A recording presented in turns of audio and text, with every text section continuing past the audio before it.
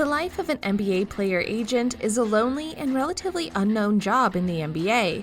Whilst it seems like a glamorous life and desirable occupation, NBA agents have become a revolving door in the association. Managing millionaires can be a burden, and once you're fired, it becomes an almost impossible task of securing the services of another player in the business that is dedicated by your reputation.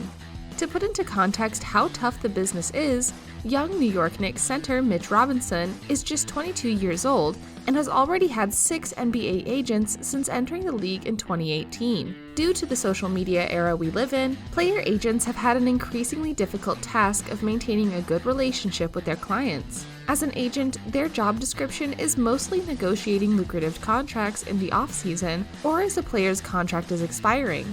As a result, there is a lot of downtime for an agent, which can be challenging when trying to stay relevant in an ever-changing environment.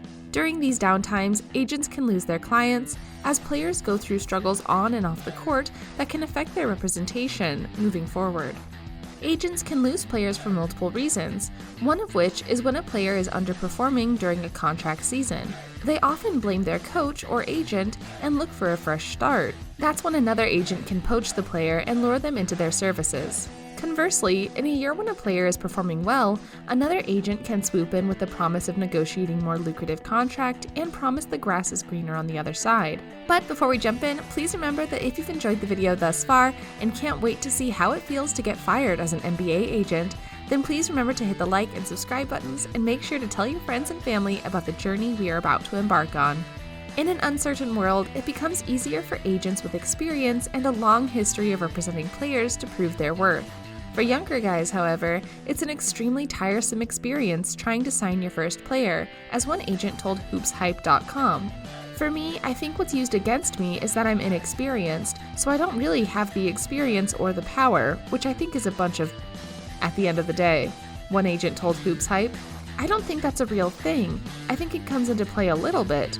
Relationships are important, but at the end of the day, I still think talent is really what sets the mark. I mean, me and you could be LeBron James's agent. He's going to get a max contract. A lot of the time, agents also promise the world to a player's family and friends with marketing and business opportunities, causing their inner circle to push for new representation. Everyone's incentivized when people switch. One prominent agent told HoopsHype, somebody's getting paid, like 99% someone's getting taken care of in the next contract, or somebody's getting paid when there's an intermediary involved.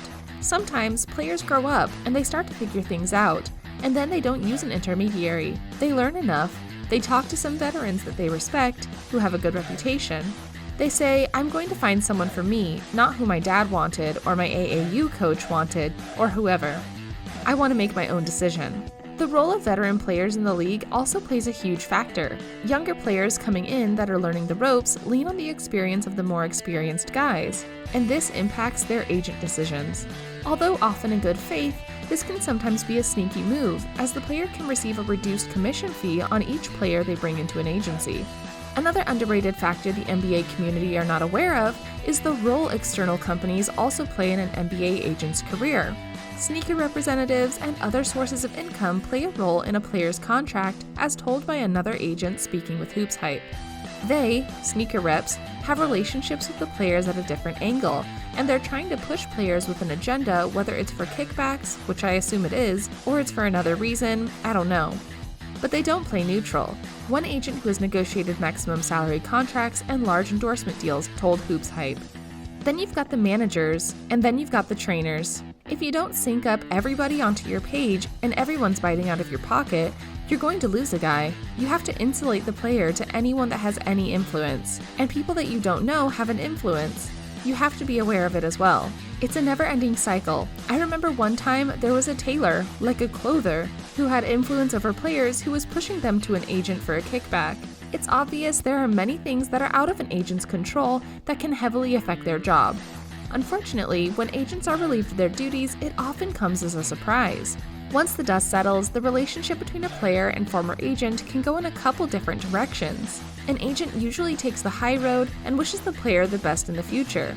Sometimes the client then realizes the grass isn't always greener on the other side and eventually comes back, another agent revealed. "I've had several clients come back," one prominent agent said. "I'm not a bridge burner. Sometimes it's hard because you feel like you've been personally violated. You've gone to great sacrifice to help them, and a lot of times it's personal sacrifices that your time being away from your family, which a lot of times they don't appreciate. They're very remorseful, and the relationship actually turns out to be better than ever," one veteran agent added. "They show a lot of remorse because they didn't really advance at all, and they learned the hard way." In the event the player doesn't come back, their relationship is strained from then on out. Similar to when all relationships end, closure is what's needed to move on. "I always try to reach out," an agent said. "Sometimes they duck you. I just want an explanation. I want to know why. I'm dying to learn why you made this decision to move on." Either way, it's safe to say the life of an NBA player agent isn't as dazzling as it seems. In most cases, it's one of the more difficult jobs in all of basketball.